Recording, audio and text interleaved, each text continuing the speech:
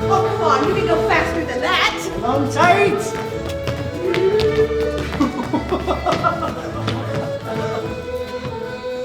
Well done. We are here in Colchester at the McCarthy Arts Center at St. Michael's College, and today we are going to watch a rehearsal of A Taste of Freedom, an original play by senior Sadie Chamberlain. I'm ready.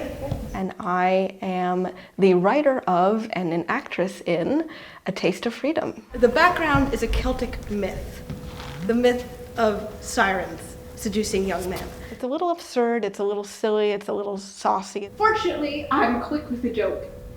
Most people find it quite fantastical when curious-looking folks can talk sense. So I have cerebral palsy. To be more specific, I'm spastic diplegic. I have trouble walking, balancing. Basically, any sort of motor processing task is really hard for me to comprehend quickly. I have a lot of trouble with spatial awareness. It's really hard for me to orient myself in space. So of course, naturally, I decided to be a theater major. Out, in, out, and skip. Lovely. Sadie started performing at the age of 5 years old. Since then, she's performed in about 24 shows. What next? Next step. All right. And so it's, been a great challenge to be a theater artist with CP, but it's also been really fun. There are people that say, I can't believe you act, I can't believe you do well in school, I can't believe you XYZ. So I'm supposed to have this diagnosis and just do the bare minimum? Is that what you expect of me? Hello.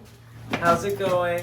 Sadie has this incredible imagination. I knew that it had to do with sort of her experience of life, but I was so surprised by the wonderful, kind of fresh and offbeat approach she takes to it. Now you'll have something to remember me by. This play explores the question of, what is freedom? And for a disabled person, we definitely have a different interpretation of what that looks like. So it's about getting that little nip of escapism that I think we all long for. Shall we dance? We shall. All right. Sing without losing my balance, dance, flirt and not feel like a fraud, feel truly useful for once in my damn life.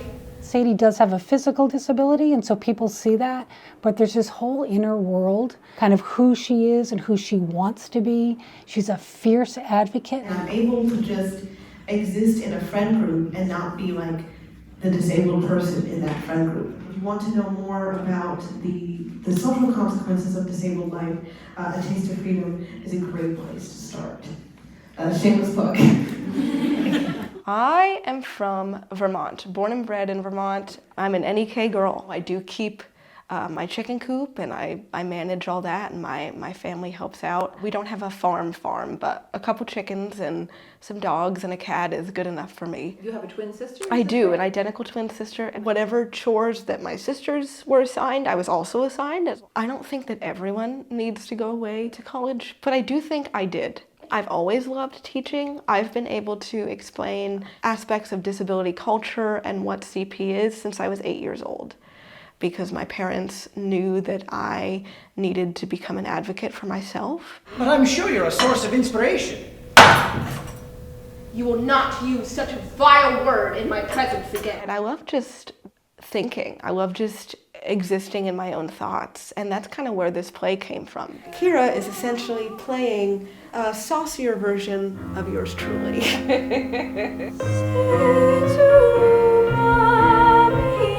Is she a version of you and you're controlling her? Correct. Oh. You are absolutely correct. Kira, as the siren, gets to sing the first Italian aria I ever learned. Offer, shall we dance? You say yes. It takes place in the mind of a physically challenged female in the 21st century. Do you mind if I do the little, sway conducty thing? Okay. It originally was a ritual, like a coping ritual, where I would just see myself as this wonderful, saucy woman. And, there was a young man who had no idea, not only with what cerebral palsy is, but what a disability is. You deserve to know how beautiful you are. I know my own beauty. It's lovely when art entertains, but it's also lovely when art can sort of allow us to understand and process what's happening in the world. And I think that this play in its kind of gentle and funny and sneaky way, can do that as well. So when I was itty bitty and I was discovering my singing voice, I used to have these wonderful fantasies that if you heard me singing, you couldn't see my disability. Far away from Russian riot, oh, their soothing sounds are sweet. That's what we want. We want to have interesting lives. And adversity is part of that. It doesn't mean that you let ableism go. It doesn't mean that you let racism or homophobia go. You know, you fight for those things to go away. Emotions are like a buffet. You should try everything.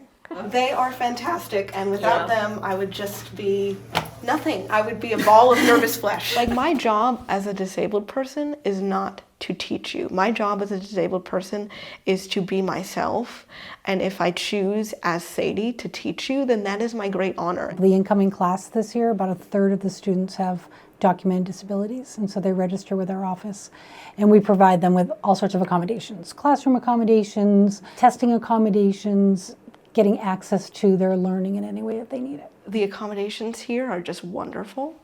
I'm able to have a couch that's all mine, and they do not coddle me. One of the more challenging buildings on campus is actually the McCarthy Arts Center. I've worked in this building since 1991. I was a student here too, so I have these experiences going back to 1979, and I think certainly back then there were very definite ideas about who was involved in the arts and who was not involved in the arts. And this building reflects those ideas, and it's been important to make some changes to it. Like, when you put a support in place for a particular person, all kinds of people can benefit from that. And now, because representation is really starting to take off slowly, and I'm young enough where I can be part of that change, I know that I was meant to be the person I was meant to be. And just having this conversation with you is one of hundreds of things that have affirmed that for me. Is this show a taste of freedom for you? Oh, yes. Sadie's show, A Taste of Freedom, is at St. Michael's College November 6th through 9th, and it's free. And we will get stuck in Vermont with you again real soon. I would say to young artists out there, you know, hold on to the things that you loved learning about, because you could use it later.